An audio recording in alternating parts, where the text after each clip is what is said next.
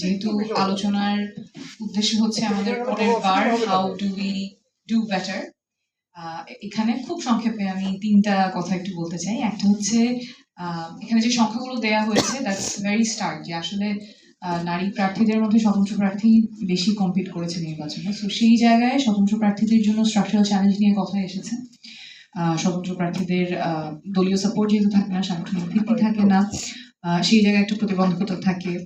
তারপর মার্কাটা আমরা চেনানোর জন্য 19 দিন সময় পেয়েছিলাম, সেই জায়গায় একটা চ্যালেঞ্জ ছিল। বাট আমরা চেষ্টা করেছি আমাদের রিলেশনাল অর্গানাইজিং কনসেপ্টের মাধ্যমে যারা শুভাকাঙ্ক্ষী আছেন দেশে বিদেশে, ওনারা যাতে ঢাকা নয়ের যারা পরিচিত আছেন তাদের ভোটার, তাদেরকে আমাদের নতুন রাজনীতির প্রমিস সম্পর্কে জানান, মার্কাটা চেনা।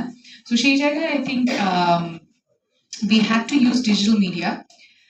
আর আমাদের যেই সংখ্যাটা আমরা ট্র্যাক করছি সেই সংখ্যাটা নারীদের অংশগ্রহণকে নির্দেশ করে, অর্থাৎ কতজন নারী প্রার্থী হচ্ছেন, কতজন নারী সংসদে যেতে পারছে। কিন্তু অংশগ্রহণ আর নীতি নির্ধারণী পর্যায়ের মধ্যে যে পার্থক্যটা আছে, এবং আই উড রিকোয়েস্ট যে নীতি নির্ধারণী পর্যায়ে নারীদের সংখ্যা কেমন বা ইনফ্লুয়েন্স কেমন সেটাও যাতে আমরা পাশাপাশি ট্র্যাক করি। কারণ দেখা যায় যে আমাদের প্রেজেন্স থাকে কিন্তু নীতি নির্ধারণ পর্যায়ে সেই প্রভাবটা থাকে না। যেমন সংসদে নারীদের উপস্থিতি থাকে সংরক্ষিত আসনে। সংরক্ষিত আসনে আসলে যেহেতু ভোটের মাধ্যমে সরাসরি নির্বাচিত হয়ে নারীরা সংরক্ষিত আসনে যাচ্ছেন না, দলের নেতাদের মাধ্যমে সিলেক্টেড হয়ে তারা যাচ্ছেন, তাদের কিন্তু সেই স্বাধীনতাটা থাকে না নীতি নির্ধারণী পর্যায়ে ইন্ডিপেন্ডেন্ট একটা ভয়েস থাকার। তারপরে দলে মনোনয়ন প্রক্রিয়াতেও নারীরা হয়তো মনোনয়নের জন্য নিজের জন্য লবি করতে পারেন, কিন্তু মনোনয়ন প্রক্রিয়াটা is almost entirely controlled by men. পলিটিক্সে কে নির্বাচনে প্রতিদ্বন্দ্বিতা করবে এটা খুব বড় একটা সিদ্ধান্ত, সেই সিদ্ধান্ত গ্রহণ প্রক্রিয়ায়ও কিন্তু নারীদের উপস্থিতি নাই বললেই চলে। এবং এই মেট্রিকগুলি আমরা সাধারণত ট্র্যাক করি না।